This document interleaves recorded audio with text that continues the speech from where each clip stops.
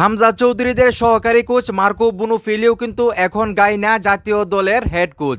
সত্যি কথা বলতে এই নিউজটা শুনে কিন্তু ব্যক্তিগতভাবে আমার কাছে খারাপ লাগতেছে, কারণ আপনারা সবাই জানেন থমাস ডুলি যখন বাংলাদেশের হেড কোচ হিসেবে দায়িত্ব গ্রহণ করেন তখন কিন্তু কথা চলছিল যে বাংলাদেশ থেকেই সহকারী কোচ নিয়োগ দেওয়া হবে। তখন কিন্তু আমরা সবাই আন্দোলন করি এবং এটা নিয়ে কিন্তু সবাই কথা বলি, যার পর কিন্তু বাহুফে বাধ্য হয়ে থমাস ডুলিকে আসলে সেই সুযোগটা দেওয়া হয়। ওনার যেই পছন্দের সহকারী কোচ মার্কো বুনুফিলিও ওনাকে কিন্তু আনা হয় এবং উনি কিন্তু খুব ভালো দায়িত্ব পালন করছিলেন। এর মধ্যে কিন্তু একটা বেড নিউজ চলে আসলো, যেখানে বলা হচ্ছে মার্কো বুনুফিলিও কিন্তু বাংলাদেশ জাতীয় ফুটবল দলে যে দায়িত্বে আছেন সহকারী কোচ সেখান থেকে আসলে পদত্যাগ করবেন এবং উনি খুব শীঘ্রই গাইনার জাতীয় দলের হেড কোচের দায়িত্ব গ্রহণ করবেন।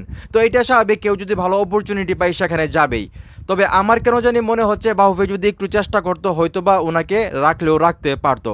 যদি ওনার স্যালারিটা বাড়িয়ে থমাস ডুলির সঙ্গে আসলে আলোচনা করতো ওনাকে কীভাবে আসলে রাখা যায়, তাহলে হয়তো বা একটা চান্স নেওয়া যেত ওনাকে বাংলাদেশ জাতীয় ফুটবল দলের সহকারী কোচ হিসেবে রাখার জন্যে।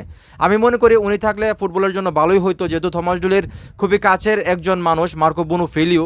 তো এই দুইজন মিলে কিন্তু বাংলাদেশের ফুটবলের জন্য ভালো ভালো পরিকল্পনা করতেছে, সেটা আমরা দেখতেছি। তো সেই জায়গা থেকে হঠাৎ করেই কিন্তু মার্কো বুনুফিলিও উনি ওনার ফেসবুকে একটা পোস্ট করেন, যেখানে উনি জানান উনি খুব শীঘ্রই গাইনার জাতীয় দলের হেড কোচ হিসেবে দায়িত্ব গ্রহণ করবেন এবং বাংলাদেশের যে বর্তমান দায়িত্ব সহকারী কোচ সেখান থেকে উনি অব্যাহতি নেবেন বা পদত্যাগ করবেন। তো আমি যেটা বললাম ব্যক্তিগতভাবে আমি এই নিউজটা শুনে খুব আমার কাছে খারাপ লাগতেছে, কারণ এখন কিন্তু চিন্তা করে দেখেন থমাস ডুলির সঙ্গে বাংলাদেশের কোনো লোকাল যে কোচ আছে তাদেরকে সহকারী কোচ হিসেবে রাখা হবে এবং তারা ফুটবলের উন্নয়নের জন্য কি করবে আর তারা কি করতে পারে সেটা আমরা সবাই জানি। তো সেইখান থেকে আসলে আমি মনে করবো এটা ফুটবলের জন্য লস হয়ে গেছে। থমাস ডুলির সঙ্গে যদি মার্কো বুনুফিলিও একসঙ্গে কাজ করতো সেটা ফুটবলের জন্য ভালো হতো। তো বাহুফি আসলে ওনাকে রাখার জন্য কোনো পরিকল্পনা করেছে কিনা বা ওনার সঙ্গে আলোচনা করছে কিনা সেটা বাহুফি ভালো বলতে পারবে।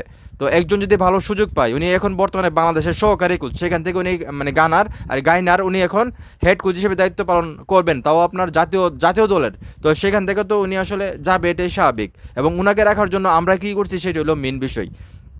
তো আমি জানি না বাউফে আসলে কোনো পদক্ষেপ নিচ্ছে কিনা, ওনার সঙ্গে আলোচনা করছে কিনা, বা থমাস ডুলিকে দিয়ে ওনার সঙ্গে কথা বলছে কিনা, স্যালারি বাড়ানোর কথা বলছে কিনা, বা অন্য কোনো সুযোগ দেওয়ার কথা বলছে কিনা। আমার মনে হয় না যে বাউফে রাখার জন্য কোনো চেষ্টা করছে বা কোনো কথা বলছে, যেহেতু উনি অলরেডি ফেসবুকে পোস্ট দিয়ে দিয়েছেন যে উনি বাংলাদেশের হেড কোচ সহকারী কোচ থেকে আসলে অব্যাহতি নেবেন এবং উনি গাইনার যে হেড কোচের দায়িত্ব উনি নেবেন। তো অবশ্যই উনি চিন্তা ভাবনা করে বাবুফের সঙ্গে কথা বলেই উনি এই সিদ্ধান্ত নিয়েছেন। তো যাই হোক, এখন এই মুহূর্তে যারা আমার এই ভিডিও দেখতেছেন আপনাদের কাছে আমার প্রশ্ন যে আসলে মার্কো বুনুফিলিও বাংলাদেশে থাকলে ভালো হইতো, বাংলাদেশের দলের জন্য কতটা পজিটিভ ছিল এই বিষয়টা। এখন উনি চলে যাচ্ছে গাইনার জাতীয় ফুটবল দলের হেড কোচ হিসেবে, এটা বাংলাদেশের ফুটবলের জন্য ক্ষতি হয়েছে কিনা, ভালো হয়েছে, আপনাদের কি মনে হয়? এবং বাহুফের কি কোনো ভূমিকা থাকতে পারতো কিনা এখানে ওনাকে রাখার জন্য, ধরে রাখার জন্য আপনাদের কি মনে হয় সেটা অবশ্যই কমেন্ট করে জানাবেন। ভিডিওটা ভালো লাগলে অবশ্যই শেয়ার করবেন।